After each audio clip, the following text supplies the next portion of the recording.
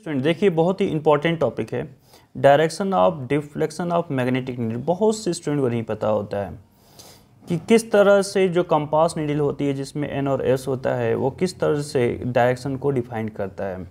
देखिए फर्स्ट जो केस में दिखा रहा हूँ ये ओपन सर्किट है, डेट मीन्स इसमें कोई करंट फ्लो नहीं हो रही है। तो उस समय कंपास नीडल को हम रखेंगे तो उस समय कंपास नीडल एन और एस इस टाइप रहेगा, जैसे कोई डिफ्लेक्शन नहीं होगा, नो डिफ्लेक्शन है ना। आप बोल सकते हैं नो डिफ्लेक्शन, ये पहली लाइन होगी कि सर इस केस में कोई डिफ्लेक्शन नहीं होगा। सेकेंड केस में देखिए कि अगर ये करंट की डायरेक्शन, सपोज ये डायरेक्शन करंट की है और आपने इसी तरह से रखा है, तो ये क्या होगा कि जो नॉर्थ है ये करंट की डायरेक्शन में क्या हो जाता है, डिफ्लेक्ट हो जाता है। जो इसमें नीडल होगा नॉर्थ वाली, ये सपोज नॉर्थ है तो ये डिफ्लेक्ट कर जाएगा करंट की डायरेक्शन में। पर यहाँ थर्ड केस में ज़रा देखिए क्या हो रहा है कि आपने ये रखा है, ये नॉर्थ का डायरेक्शन है और करंट इस डायरेक्शन में आ रही है, जस्ट अपोजिट है ना, ये जस्ट अपोजिट करंट इस डायरेक्शन में आ रही है और नॉर्थ आपने इधर रखा है। तो अगर ये कभी कंडीशन होती है तो ये दूर चली जाती है, ये दूर चली जाती है। देखिए यहाँ पर ये नॉर्थ है और ये साउथ है, तो इसका जो नॉर्थ देख रहे हैं दूर चली जा रही है। और इस कंडीशन में क्या हो रही है, जब सेम डायरेक्शन फ्लो कर रहा है, जब करंट इसी डायरेक्शन में है तो इस समय ये नीडल करंट की डायरेक्शन, ये जो करंट की डायरेक्शन में आ जाती है ना।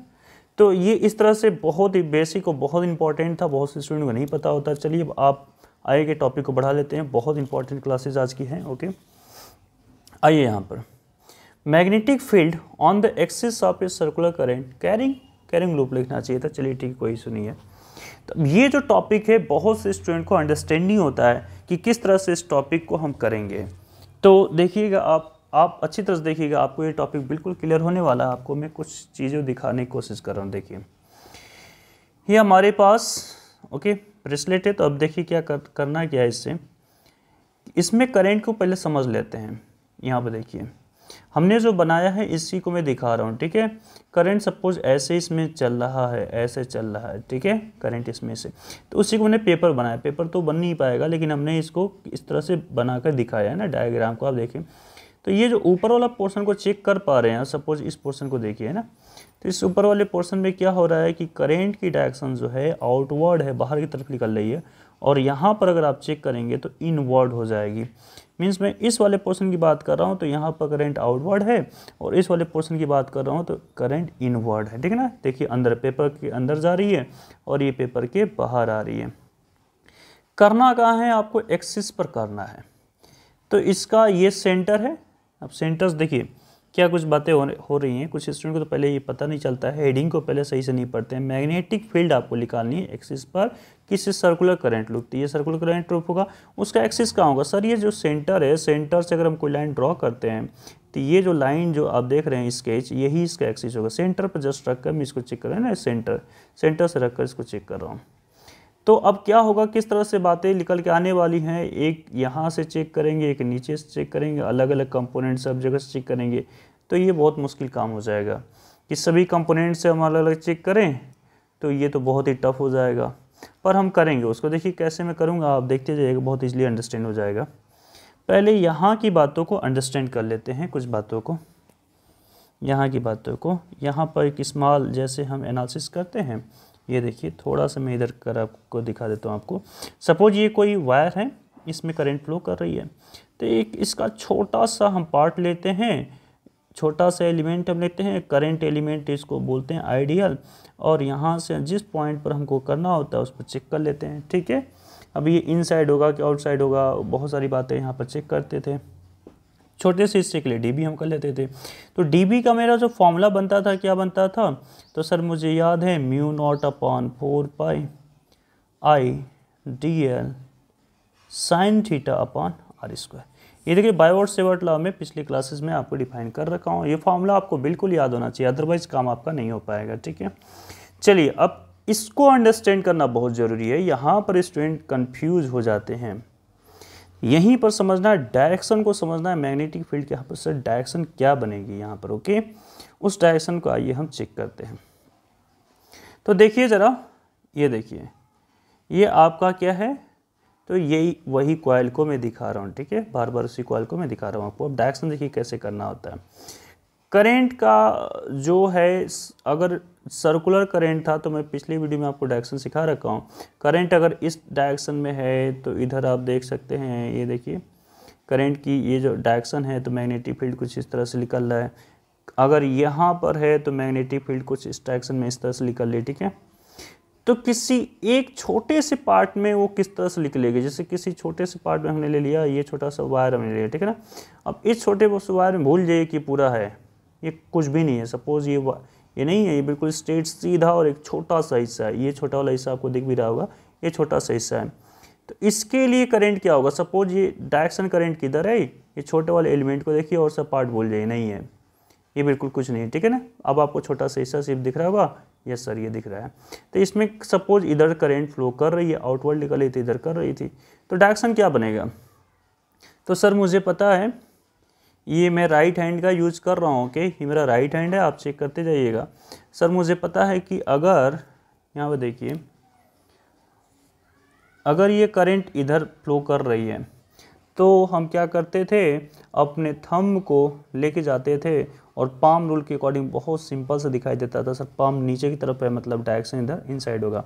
इधर मैं कर लेता था, थंब का डायरेक्शन करंट को बताता था और पाम इधर ऊपर जा रहा है, इधर ऊपर जा रहा है, तो मैग्नेटिक फील्ड ऊपर ऐसे हो जाता था, ठीक है ना। तो अब यहाँ पर क्या कुछ बातें होने वाली हैं उसको समझिए ध्यान से। सर करंट का डायरेक्शन ये है, तो हमने, ये मेरा राइट हैंड है, करंट डायरेक्शन को उसी को ले लेते हैं, हमको इस साइड देखना है, ओके। तो ये देखिए ये क्या कुछ बनने जा रहा है, ये करंट का डायरेक्शन है और ये कुछ है ना, बड़ा मुश्किल हो रहा है, लेकिन चलिए मैं राइट हैंड का ही यूज़ करके दिखा रहा हूँ आपको, ओके। कि ये जो बन रहा है, अगर आप थंब की डायरेक्शन के ले लेते हैं तो ये जो कुछ बन रहा है, ये देखिए अपवर्ड बन रहा है, क्या ऊपर की तरफ मैग्नेटिक फील्ड जा रही है क्या आपकी। आप चेक कर पा रहे हो कि यस सर ये मैग्नेटिक फील्ड जो है किधर जा रही है, ऊपर की तरफ जा रही है। अगर मैं इसको इस साइड देखता, इस साइड, तो इस साइड कैसा दिखाई देता है। अगर ये करंट अंदर जाता, उस साइड से जा रहा होता, ज़रा चेक कीजिए, करंट अगर इस डायरेक्शन में जा रहा होता तो आप इधर किधर करते, इन साइड, है ना। लेकिन जस्ट अपोजिट है, करंट का डायरेक्शन ये है, तो ये क्या बन रहा है, अपवर्ड बन रहा है। तो निकल जब रहा है तो अपवर्ड बन रहा है, तो यहाँ पर करंट निकल रही, बाहर की तरफ जा रही, ठीक है ना। वही बाहर की तरफ मैं इसको इस तरह से निकाल रहा हूँ, क्लियर। तो यहाँ पर अगर मैं आपसे पूछूं बिल्कुल स्ट्रेट, इसके सीधे आप आ जाइए, तो यहाँ पर मैग्नेटिक फील्ड का जो डायरेक्शन होगा, तो आप चेक कर पा रहे हैं कि सर ये तो बाहर की तरफ निकल रही है ना, बाहर जा रही है। हम थोड़ा रुक जाइए, एक सेकेंड के लिए चीज़ों को देखिए, क्लियर हो जाएगी चीज़ें आपको, ओके। मैं यहाँ पर जो दिखाना चाहता हूँ उसको ध्यान से समझिएगा बातों को। क्या ये ऐसा कुछ नज़र आ रहा है कि अपवर्ड, ये वाला जो आप देख रहे हैं, चलिए इसको हटाकर ये कलर में कर लेता हूँ, तो ये आपको नज़र आ रहा है कि सर यहाँ ये अपवर्ड ऊपर की तरफ नज़र आ रहा है। लेकिन ये तो बिल्कुल सीधे स्ट्रेट वाले केस में जाएगा ना, जैसे ये वाला जो केस आप देख रहे हैं बिल्कुल स्ट्रेट, ये पैरेलल, ये यहाँ पर ऐसा जाएगा, देखिए यहाँ पर, ठीक है ना। स्ट्रेट अगर मैं ले रहा हूँ तो ऐसा जाएगा, लेकिन स्ट्रेट तो नहीं, हमको नीचे लाना है ना इसको, तो एक्सिस पर लाना है। बिल्कुल सीधे की तो हम बात कर ही नहीं रहे, हम तो एक्सिस की बात करें तो नीचे आना पड़ेगा। तो जब नीचे आएगा तो क्या होगा, उस कंडीशन में चेक कीजिएगा। चलिए नीचे जब आ रहा है तो देखिए क्या होने वाला है, ये यहाँ पर था, ओके, नीचे आएगा तो देखिए क्या होगा, ये देखिए कहाँ जा रहा है, देख रहे हैं, ये देखिए चेक कीजिए कहाँ जा रहा है, एंगल बना रहा है क्या, और ये बाहर की तरफ निकल रहा है क्या, देखिए। तो फिर से देखिए ये यहाँ पर है, ये धीरे धीरे जैसे जैसे आप इसको नीचे लेके आएंगे एक्सिस पर, ये घूम जाएगा, अपना एंगल चेंज कर लाएगा। यहाँ पर बिल्कुल 90 डिग्री सीधे था, और जैसे आपने इसको नीचे ले गया, ये अपना एंगल चेंज कर लिया। तो आपने देखा कि सर ये कुछ ऐसे इधर जा रहा है, ठीक है ना। डीबी का जो डायरेक्शन मिल रहा है एक्चुअल में वो कहाँ मिल रहा है, यहाँ इधर मिल रहा है। इधर देखेंगे आप, नीचे वाले साइड की तरफ से देखेंगे तो क्या होने वाला है, इसको भी ज़रा चेक कर लिया जाए कि नीचे वाले की तरफ से क्या हो रहा है सर। तो नीचे वाले की तरफ में क्या था कि इधर से देखिए करंट ऐसे आ रही थी, लेकिन नीचे से जा रही है ना। तो करंट का ये देखिए मेरा थंब जो है करंट के डायरेक्शन में बता रहा, तो उस समय जो आप चेक कर पा रहे हैं, उस समय मैग्नेटिक फील्ड नीचे वाला जो चेक कर रहे हैं, जैसे इसके सामने ही जस्ट मैं बोलूँ यहाँ पर, ओके। तो उस समय कंडीशन ये क्या बताएगा, आइए चेक करते हैं। तो सर ये है नीचे की तरफ है, ओके। अब ये नीचे की तरफ है, अब ये एक्सिस पर कैसे आएगा, ये एक्सिस पर कैसे आएगा। तो सर ये एक्सिस पर आने के लिए बहुत सिंपल है, इसको ऊपर करना होगा, आप चेक कीजिए, इसको एक्सेस पर करने के लिए ऊपर करना पड़ेगा। तो ऊपर करेंगे तो होगा क्या, इसके साथ क्या होगा, इसमें भी थोड़ा सा आपको दिखाना पड़ेगा मुझे अच्छी तरह से। सर ये था आपका, ओके, तो मुझे इसको ऊपर लाना है। इसको तो आप ऐसे ही होल्ड किए रहेंगे, इसको ऊपर लाएंगे तो ये देखिए कहाँ जा रहा है, ये चेक कीजिए, आप चेक कर पा रहे हैं, ये इधर जा रहा है ना, आप इसको चेक कर रहे हैं, सर ये इधर जा रहा है। तो मीन्स ये हुआ, आप डायरेक्शन को पहले चेक कीजिए कि सर ये जो था इधर जा रहा है। आ रही बात समझ में आपको? देखिए एक बार फिर से देख लीजिए, यही सर केस है, और हमें क्या करना है, इसको अब ऊपर करना है ना, एक्सिस तो ऊपर हो गया ना, हम नीचे की तरफ तो ऊपर, तो देखिए कहाँ जा रहा है ये देखिए आपको नज़र आ रहा होगा, ओके। अगर मैं इसको ऊपर, अब देखिए जैसे यहाँ पर है ना ये ऊपर, तो ये देखिए कहाँ जाएगा, ये देखिए इधर जा रहा है, तो ये बाहर की तरफ इधर जा रहा है। इस चीज़ को आप आई थिंक अब क्लियर होंगी बातें होगी। थोड़ा सा मैं ज़्यादा टाइम यहाँ पर ले लिया हूँ क्योंकि ये बहुत से स्टूडेंट को क्लियर नहीं हो पाता है। अब देखिए 90 डिग्री में ले लेता हूँ ये डायरेक्शन, इसका भी 90 डिग्री। अब एक क्वेश्चन ये है कि यहाँ पर जो भी कुछ एंगल होगा, सपोज 5 में ले रहा हूँ, तो क्या ये एंगल भी इससे 5 होगा या कुछ अलग हो जाएगा? ये कॉमन सेंस और सोचने की बातें हो जाएंगी, ठीक है। तो देखिए एक बार फिर से ऊपर वाले केसेस को मैं दिखा रहा हूँ।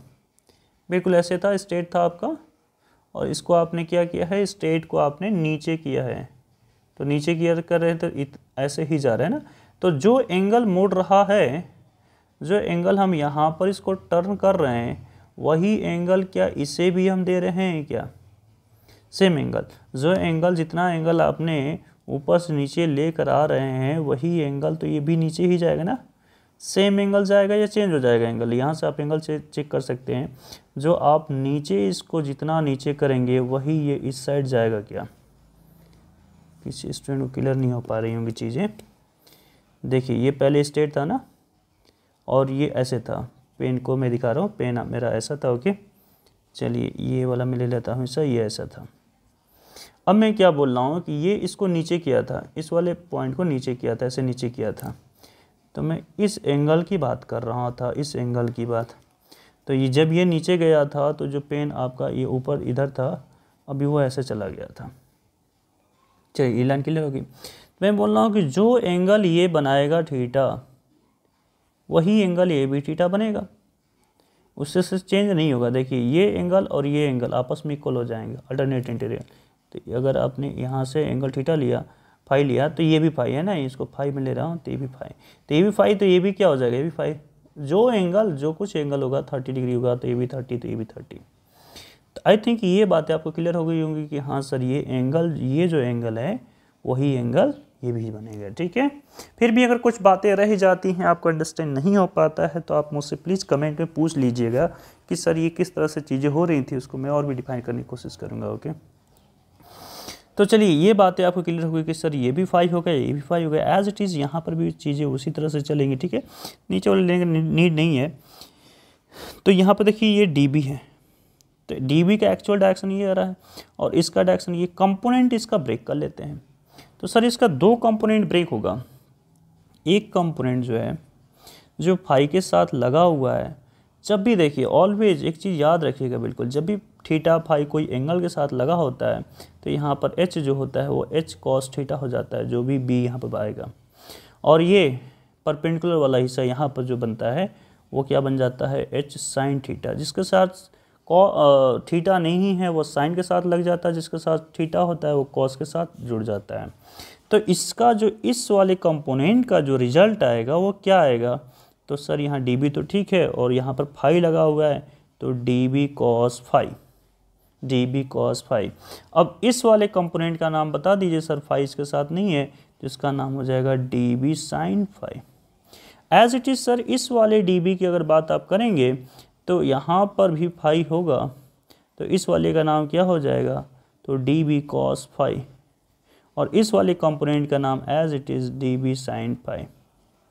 अब आपको क्लियर हो रहा होगा कि sir D B cos phi, D B cos phi, तो एक दूसरे को कैंसिल आउट कर देंगे। क्यों कैंसिल करेंगे, एक वेक्टर इस डायरेक्शन में जस्ट इसका अपोजिट अगर है दूसरा वेक्टर, तो ये एक दूसरे को कैंसिल आउट करके रिजल्टेंट 0 कर लेते हैं।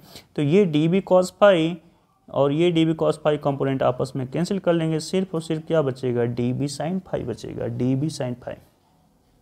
ओके, आई होप कि इतनी बातें क्लियर हो गई होंगी। अब आगे की स्टोरी को कंटिन्यू कर लेते हैं, क्या कुछ बातें होने वाली उसको चेक कीजिएगा। ओके, तो यहाँ पर मैं कुछ ले लेता हूँ, चलिए मैं इसको आर ले लेता हूँ, इसको एक्स कर लेता हूँ। सेंटर से ये जो रिंग था इसका रेडियस कितना था, ये सर्कल था, इसका रेडियस कितना था, तो मैंने रेडियस आर ले लिया।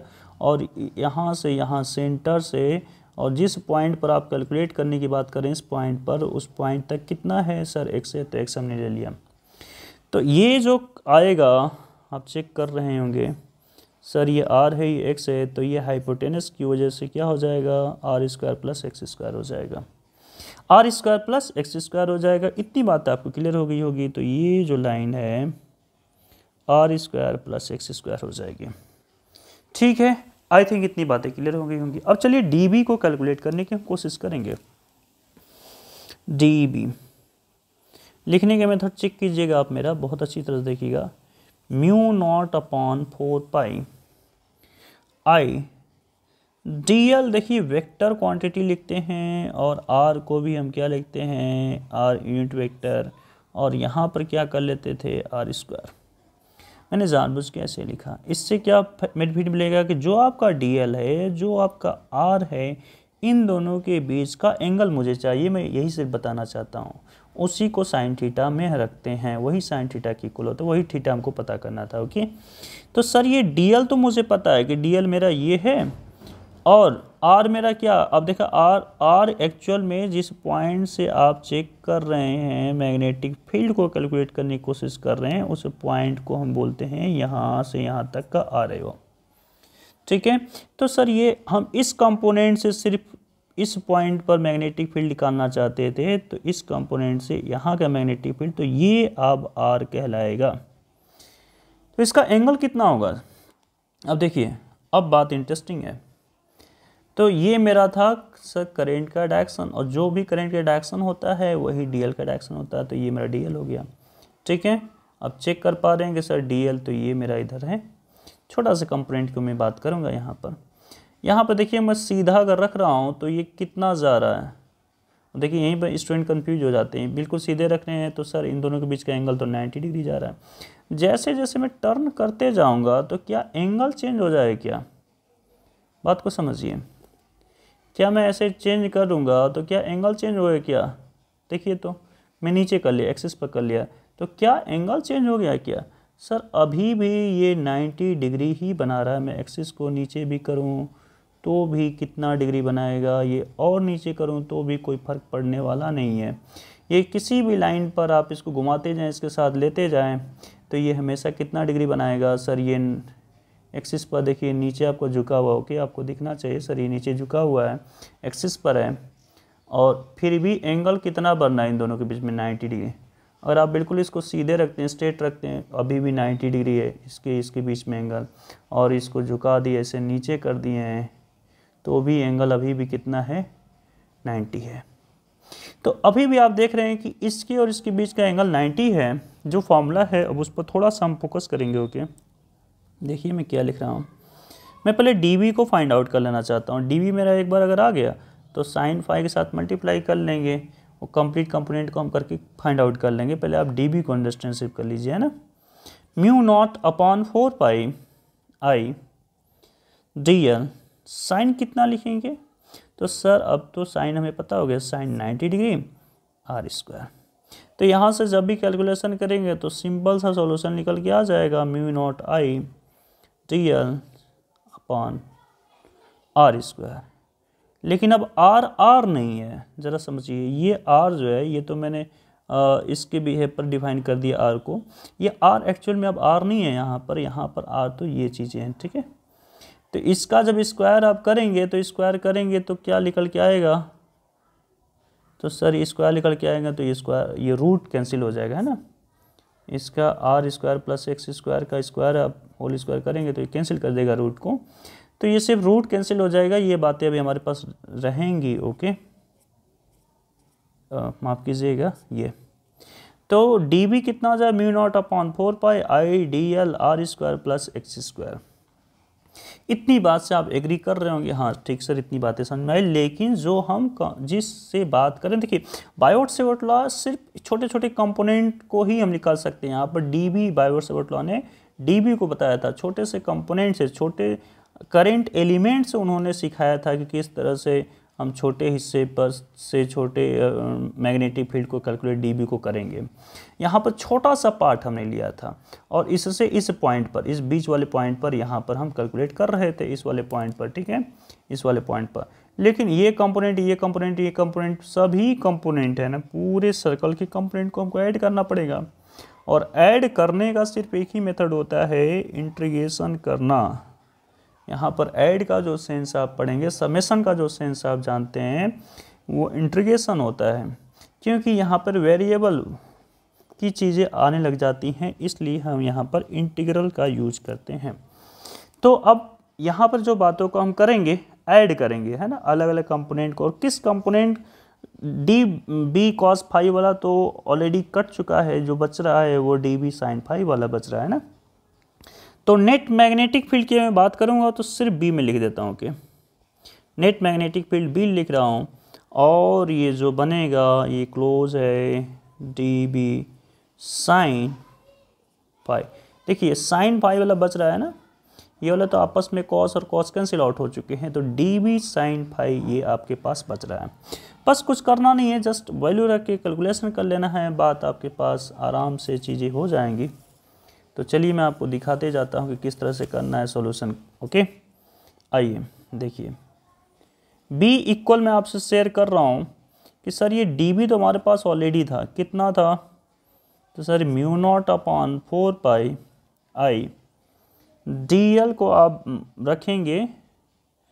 ओके, चलिए मैं कंप्लीट ही पहले लिख लेता हूँ, R square plus X square, ध्यान से समझिएगा। ओके, क्योंकि यहीं से स्टोरी चेंज हो जाएगी आपकी।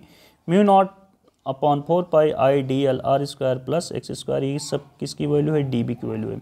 इंटू साइन फाई कैसे करेंगे, तो सर फाई यहाँ पर है और जहाँ पर फाई होता है, आइए देखिए, तो बहुत सी बातें इसमें हो जाती हैं, इसलिए थोड़ा सा ये लेंदी वीडियो चला जाता है। ओके, तो फाई के सामने या जो भी एंगल उसके सामने हमेशा परपेंडिकुलर होता है, जहाँ पर 90 होता है उसके सामने ऑलवेज हाइपोटेनस होता है, जो बच गया हो गया बेस।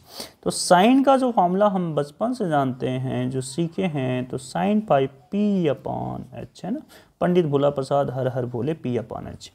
तो सर पी जो है यहाँ पर क्या है, तो इस डायग्राम्स, इस फिगर से आप चेक कर पा रहे हैं कि पी हमारे पास सर आर नज़र आ रहा है और हाइपोटेनस मेरे पास ये रूट वाली वैल्यू नज़र आ रही है।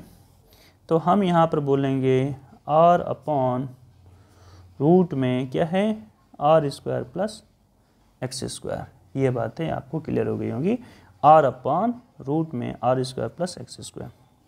ठीक है, तो साइन फाई के प्लेस पर हम इसी को रख लेते हैं। ओके, तो हम यहाँ पर चलिए चेक करते हैं। ओके, साइन फाई के प्लेस पर इसी को हम रख लेते हैं। आइए, यहाँ पर साइन फाई था, हम रखेंगे आर अपॉन रूट का, तो रूट को हम रूट में ना लिख के हम ऐसे भी लिख सकते हैं, R square plus X square 1/2। क्या ऐसे लिख सकते हैं क्या, बिल्कुल सर लिख सकते हैं। तो यहाँ पावर 1 है, यहाँ पावर 1/2 है, दोनों पावर को अगर सम आप करेंगे तो रिजल्टेंट आपका आ जाएगा 3/2। क्लियर। तो मैं देखिए जो लिख रहा हूँ उसको ध्यान से आप देखिएगा, समझिएगा। मैं यहाँ पर लिख रहा हूँ mu naught upon 4 pi I T L, देखिए आर है ना ऊपर, ये आर बचा हुआ है। यहाँ पर जो होगा क्या होगा, R square plus X square, और जो पावर जाएगी 3/2।